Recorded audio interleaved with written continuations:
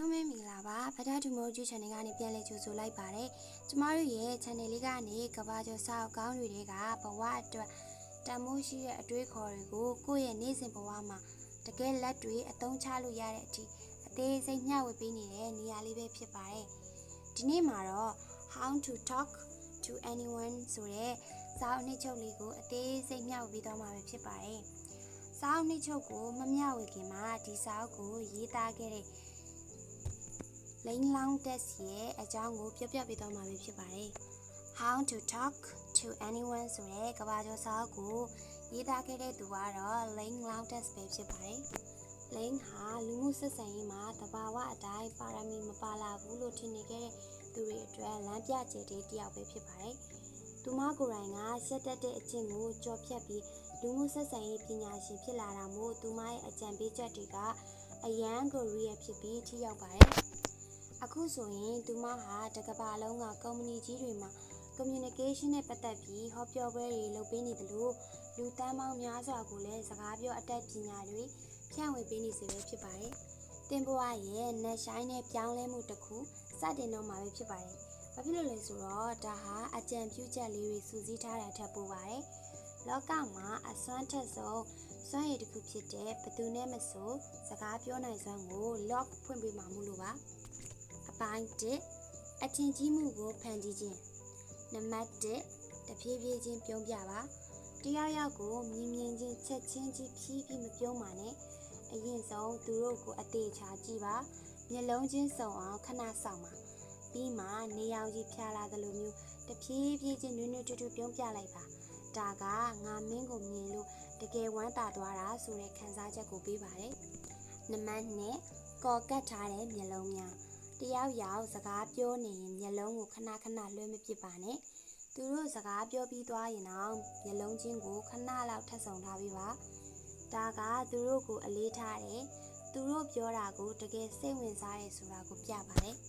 နံပါတ်3ရင်ချင်းဆိုင်လှည့်လိုက်ပါကလေးငယ်ငယ်လေးတွေဟာသူတို့ချစ်တဲ့သူလာရင်တကိုယ်လုံးလှည့်ပြီးကြိုဆိုတတ်ကြပါတယ်လူတစ်ယောက်ကတင့်နာလာရင်ခေါင်းလေးပဲလှည့်မကြည့်ပါနဲ့ခြေထောက်ပခုံးနဲ့တကူလုံးကိုသူတို့ဘက်တက်တက်လှည့်လိုက်ပါဒါကမင်းဟာငါအတွက်အရေးကြီးဆုံးပဲလို့ပြောလိုက်တာနဲ့အတူတူပါပဲနံပါတ်4ကနာမငြိမ်ဖြစ်တာကိုထိမှစကားပြောနေရင်သပင်ပတ်တာခြေထောက်လှုပ်တာလက်ချောင်းလေးတွေကိုကစားနေတာမျိုးမလုပ်ပါနဲ့တိတိကျကျနေပါညီသက်ချင်းကတင့်ကိုယုံကြည်မှုရှိတဲ့သူအရှိန်အဝါရှိတဲ့သူအဖြစ်မြင်စေပါတယ်အပိုင်းနဲ့စိတ်ချင်းဆက်သွယ်မှုတည်ဆောက်ခြင်းနံပါတ်5ခံစားချက်ကိုထပ်ဟပ်ပေးပါသူတို့ပြောတဲ့စကားလုံးတွေကိုပြန်ဖြေမနေပါနဲ့သူတို့ရဲ့ခံစားချက်ကိုနားလည်ချောင်းပြပါဥပမာအလုပ်တွေအရန်များနေလို့ပင်ပန်းနေပြီလို့ပြောလာရင်ငါလည်းအလုပ်များတယ်လို့မဖြေပဲဟာတကယ်ပင်ပန်းနေမှာပဲနော်စိတ်ရောလူရောပန်းနေမှာပဲလို့သူတို့ခံစားချက်ကိုထပ်ဟပ်ပေးလိုက်ပါနံပါတ်6နာမည်ကိုအစောဆုံးသုံးပါလူတရားအတွက်သူတို့နာမည်ဟာကဘာမှာအချို့သားဆုံးအတန်ပဲဖြစ်ပါတယ်။စကားပြောတဲ့အခါသူတို့နာမည်ကိုထည့်သုံးပါမင်္ဂလာပါလို့ပြောမဲ့စားမင်္ဂလာပါမေးလို့ခေါ်လိုက်တာကပိုပြီးရင်းနှီးမှုကိုရစေပါတယ်။နံပါတ်9စကားမပြောချင်ခိတ္တရက်ပါ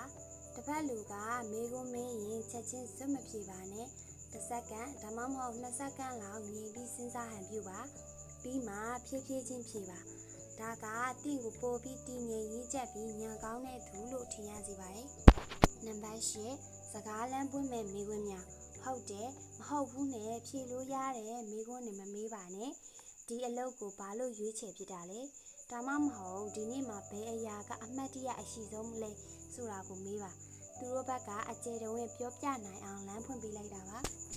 အပိုင်း3ယုံကြည်မှုနဲ့ဆွဲဆောင်မှုနံပါတ်9စိတ်လှုပ်ရှားမှုကိုလိုက်လျောညီထွေဖြစ်အောင်နေပြီးတည်ငြိမ်မှုနဲ့ဥဆောင်ပါတစ်ဖက်လူကစိတ်လှုပ်ရှားနေတင်ကလည်းအေးဆက်နေပါနဲ့သူတို့ရဲ့အားအင်တာအနှဲငယ်လိုက်လျောညီထွေနေပေးပါဒါပေမဲ့တင်းရဲ့လေးတန်းနဲ့အမူအရာကိုတော့တည်တည်ငြိမ်ငြိမ်ပဲထားပါဒါကသူတို့ကိုစိတ်အေးသွားစေပါတယ်နံပါတ်10အာယုံမလွတ်တဲ့အကြည့်စကားပြောနေရင်ဖုန်းကြည့်တာတကားပဲကြည့်တာမျိုးလုံးဝမလုပ်ပါနဲ့သူတို့တယောက်တည်းကိုပဲအာယုံစိုက်ပါဒါကတင်ပေးနိုင်တဲ့အဖိုးတန်ဆုံးလက်ဆောင်တစ်ခုပါနံပါတ်7 အနာဂတ်ကိုမြင်ပြီးပါလူတယောက်ကိုလက်ရှိသူတို့ဖြစ်နေတဲ့အခြေအနေအတိုင်းပဲမကြည့်ပါနဲ့သူတို့ဘာဖြစ်နိုင်လာလဲဆိုတဲ့အလားအလာကိုမြင်ပြီးအားပေးပါမင်းကတကယ်တော်တဲ့သူဖြစ်လာမှာပါလို့ပြောတာမျိုးကသူတို့အတွက်ခွန်အားအဖြစ်ဆုံးပါနံပါတ်7နဲ့စိတ်ဝိညာဉ်ကိုချီးကျူးပါအင်ကြီးလှတယ်လို့ချီးကျူးတာထက်မင်းရဲ့စိတ်ရှည်တဲ့စိတ်ထားလေးကိုငါတကယ်လေးစားတယ်ဆိုတာမျိုးသူတို့ရဲ့အတွင်းစိတ်နဲ့တန်ဖိုးတွေကိုချီးကျူးပါဒါကသူတို့ရဲ့ရင်မှာတသက်လုံးဆွဲကြံနေမှာပါအပိုင်း၄နှဆိုင်နဲ့နားထောင်ခြင်း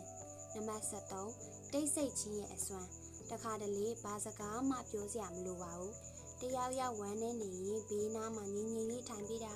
ပခုံးလေးပုတ်ပေးတာကစကလုံးတွေထပ်ပို့ပြီးအားရှိစေပါတယ်နံပါတ်14နေရာကိုပိုင်ဆုံးပါအခန်းထဲဝင်လာရင်ကုတ်ကုတ်ကလေးမဝင်ပါနဲ့ခေါင်းမော့ရင်ဖွင့်ဖြည်းဖြည်းချင်းလမ်းလျှောက်ပါ